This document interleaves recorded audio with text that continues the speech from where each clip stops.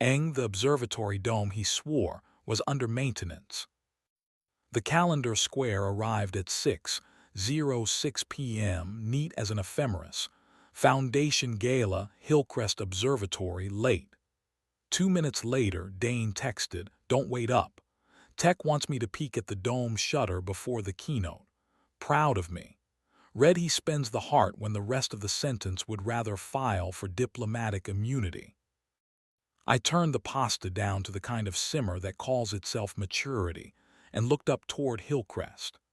The observatory sat on its ridge like a white-knuckled knuckle against a violet sky. The city spread below it in a grid that glowed as if it expected to be forgiven. The square on my phone pulsed once and then behaved. I rinsed an already clean spoon because sometimes unnecessary is the only honest verb available. At 6:29, my phone buzzed with a number I didn't recognize and a message that recognized me anyway. If the gala's in the planetarium, why did he just badge the shutter stair? Service door east under the meridian marker. Card reader likes to be covered, then lean it. I can hold the sweep 2 minutes. Signed with a single letter, K, as if the alphabet had leaned against a telescope pier and promised not to rattle. Kellen runs nights at Hillcrest with the calm of a man who knows what machines owe the sky. He and Dane trade competence in a dialect of torque values and donor moods. He and I have shared 2 cigarettes on the loading dock while the dome blinked like a sleepy eye. Once we laughed hard enough that the meteor camera wondered if joy counts as a meteor. We have not touched. I remember not touching more clearly than some men remember vows. "Why tell me?" I wrote. "Because your calendar is polite and my badge logs aren't," he sent. Because he looked up before he swiped. People only look up on that stair when they want oxygen. Because maintenance is keep out, the way champagne is hydration. The service door under the meridian marker looked like a secret that had learned posture. I covered the reader's eye with my palm and leaned. The lock reconsidered and let me in. The stair spiraled through quiet concrete, the temperature dropping the way truth drops when the air gets thin. At the top, the dome's inner catwalk circled the dark like a wedding ring someone was still wearing out of habit. Above me, the slit of the shutter was technically closed, the sky a seam held by intention. The big scope slept in its cradle like an animal rich people enjoy financing.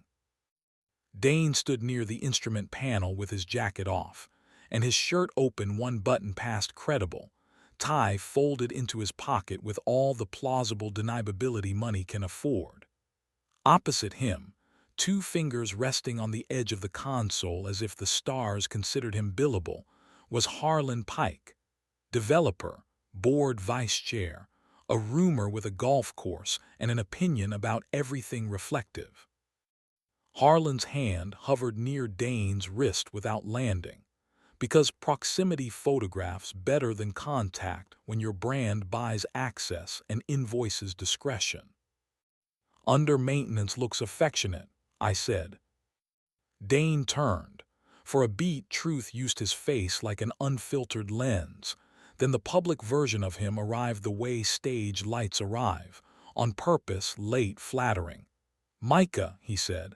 How did?" "Kellen likes nouns," I said.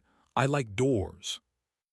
Harlan smiled the way comets smile when they're sure people are watching. "We were discussing tracking," he said. "Donors enjoy feeling they've helped you aim."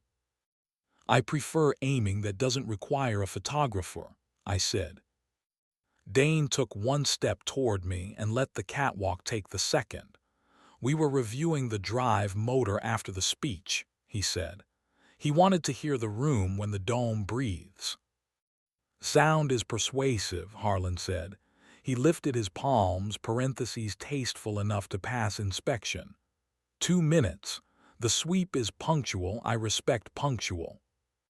He drifted along the ring toward the shutter drum, pausing to admire a brass plaque that had never apologized for anything. As he passed, 2 fingers tapped Dane's shoulder, punctuation, not possession. The dome's ribs made a sound like old leather deciding to be kind. Dane looked at me like a man bargaining with a door he wants to count as both exit and arrival. "I was going to text you," he said, lower now, using the register he keeps for mornings and the soft under my jaw. "After. I wanted to know I could leave this room without it telling me what I meant." "You wanted to be caught," I said. "Not punished, caught." He let a breath out that the building filed under acceptable motion. "Yes. There is a height at which grammar resigns." I crossed the narrow circle and put my mouth on his because steel deserves honesty and glass deserves witnesses. He kissed back with the relief of a man who has been paying interest on restraint, compounded nightly by applause. He tasted like Gala bourbon cooled by high air. My thumb found the hinge of his jaw and pressed.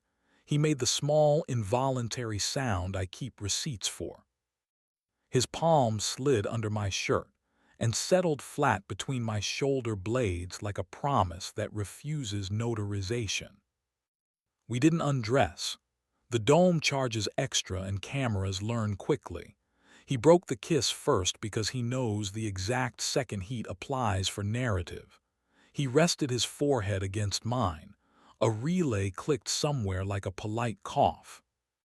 "I didn't kiss him," he said. "I wanted to want to. I texted Kellen." "You did," I said. "He prefers oxygen to salvage." From the shutter drum, Harlan tilted his head with the tidy curiosity of a man who assumes the sky will return his calls. He didn't come closer. Below us the city flexed its jewelry. The big scope snored. "Come home," Dane said. "After I thank the man who listens to gears," I said. Kellen waited at the stairhead, lanyard looped over 2 fingers, flashlight off like a compliment. He didn't smile. He also didn't make mercy expensive. "Sweep hits the catwalk in 90, he said. "If you don't want to meet a docent who can identify you by shoe, take the west ladder to the instrument shop and out by the forklift bay. The yard cam believes every dolly is a dolly." "You sent the message," I said. "I opened a door," he said. "You two remembered how to walk." The ladder rattled its introduction. The instrument shop smelled like oil that had learned patience and velvet that had learned dust. We cut through the forklift bay into night that had decided to be obedient. We walked home the long way, where sidewalks don't invoice and lobbies do. In the kitchen, the pasta forgave me for mistaking timing for character. We ate standing like mammals who know where the bowls live. He told me Harlan had been sculpting a compliment into a proposition for weeks, and he had helped because selection feels like love when usefulness empties your pockets. I told him Kellen had texted because some people choose air and some choose alibi. He didn't ask whether Kellen and I had ever been colossally stupid together. I didn't tell him the exact way the Meteor camera's light makes Kellen's mouth look like a boundary worth obeying. We didn't fight. There was no theater left to sell. Later, in bed, we left a sliver of cool like a reservation and then let it surrender because the night had already billed us for restraint. He kissed me with the steadiness I trust more than policy. I put my mouth where his jaw goes humble and told it a morning. It was heat without spectacle. The building minded its radiators. On the ridge, the dome pretended not to remember our names. He fell asleep with his hand on my wrist, not as proof, not as claim, just counting the animal we've decided to keep. Morning behaved. Coffee made its case. Sunlight laid honest squares on our table. The calendar square for tonight stayed blank, which in this town is the kink we can afford. Dane tied a tie over a throat I intend to retire with patience and kissed me like the door already knew our names. He left to explain reliability to a breakfast that confuses control with care. At 9:10, a text arrived from a number saved as one letter. No catwalk cam saw anything but ribs. I looped a motor diagnostic for 20. Consider it training. K. I sent, you're very proud of your training. He replied, I'm proud of your exit. No punctuation correct. By noon, a culture blog posted a photo of Harlan on the planetarium stage with a caption about stewardship and stars. I scrolled past. It wasn't our room. At 1:22, Dane texted a picture of our kitchen table with the plant we keep refusing to let die basking in a reasonable rectangle of sun. Room exists, he wrote. The week pretended to be well-guided. Harlan sent a revised pledge with fewer adjectives and more commas. Dane read to the part where the commas started behaving like a harness and set it face down. He pressed his forehead against my temple for a quiet 7 count and let the air go back to work. 2 nights later, Hillcrest hosted Night at the Dome. Honest tickets, real families, children warbling at Orion like they'd found a pet in the sky. We went together, because sometimes the correct grammar is plural. Kellen nodded once from the instrument shop like an usher who had already chosen a side. Harlan shook Dane's hand beneath projection stars that pretended to be ancestors. A reporter asked about legacy.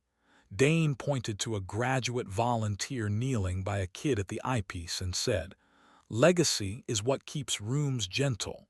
And the reporter wrote it down like she'd earned a truth. On the way home, we took the ridge path where the city rehearses its reflection with the lake. Dane slid 2 fingers into my back pocket in the way that says not mine but here, and the night decided to respect it. We oversalted dinner and ate it anyway. At the bedroom door, he kissed me the way good sentences land, without ornament, unavoidable. I answered as if verbs were the last honest currency. It did not stay tidy. It never does here. An anonymous account posted a grainy still from a dome camera, 2 silhouettes leaning into a seam of dark, one hand too near to be polite. The caption invented entanglement, the comments rented outrage and billed per breath. I put my phone down next to the plant and watched the plant win. Dane texted me a different image. The dome at noon, Kellen coaching a teen volunteer through a mirror alignment while a sensor chart confessed contentment. Our version works for a living, he wrote. On Sunday, Kellen texted, "Dome is quiet. Want a stool where nobody sells you a seat?" We went. He handed us paper cups of coffee that tasted like competence and showed us which gear tooth lies first, why you never trust a latch that apologizes, and how to hear the faint hesitation of a bearing that wants to confess. He did not flirt with anything, not even the truth. He stood with his hands in his jacket pockets and told us a joke about rich men who think gravity is a metaphor. I liked him better for refusing to be necessary when he didn't need to be. The following week, the Foundation staged a press event to announce community hours on the telescope. Dane spoke first, about bolts and volunteers and the joy of maintenance, the only speech that ages correctly. Harlan promised to help the city meet the sky on time, a sentence that managed to spend nothing and still receive applause. After, he shook Dane's hand and then looked at me with the careful respect of a man evaluating whether he cannot purchase. "You're both very good at exits," he said. "Practice," I said. He laughed because it was the only honest thing left on his program. A columnist with a talent for adjectives implied Dane's access came courtesy of Private Tour. The piece included a photo of ribs that could have been any ribs and a paragraph that could have been any rumor. The comments did their choreography. I took the plant to the sink and let the water talk to its roots like a promise we could keep. That night, we turned our phones face down and cooked like people who still believe heat tells the truth. Midweek, weather moved in the way guilt does, sudden and thorough. On a wet Thursday, Kellen sent a single word, weather, and we met him by the crane rail where the gutter negotiated with the dome. He showed us which drain floods first, where to stand when lightning auditions for the role of God, and how to hear the faint stutter that means a motor is about to forget itself. He didn't ask about the photo.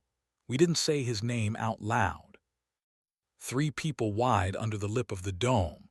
We let the storm edit a paragraph we didn't need. Life kept not being a brochure.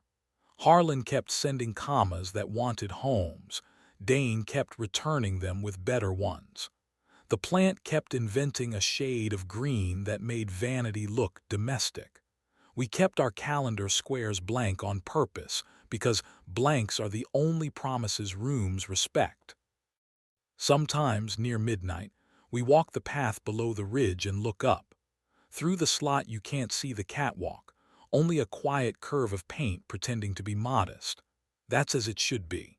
We circle the block of dark and go home without letting the building perform at us. He takes my wrist like a man reteaching himself the grammar of doors. I think about the dome and the 2 minutes that were enough, about how some rooms try to own you and others teach you to leave correctly. Sometimes I think about Harlan paused by the shuttered drum like a man who wants to buy air and discovering it doesn't invoice. Sometimes I think about Kellen's line, "I opened a door," and how it's the only biography I want for this version of us. Tonight's square is empty. We're leaving it that way. Let the observatory keep its stars and the city its applause. We have the forklift bay, a plant we refuse to let die, and the quiet grammar of a decision that knows where it belongs. Not in the rumor, not in the photo, but in the mouth that learned to say come home and mean it. If we get caught again, let it be by each other. The rest of the world can rehearse wonder. We'll be in the room that doesn't need it, counting breaths until they sound like bearing grease and late summer sky, and calling that enough.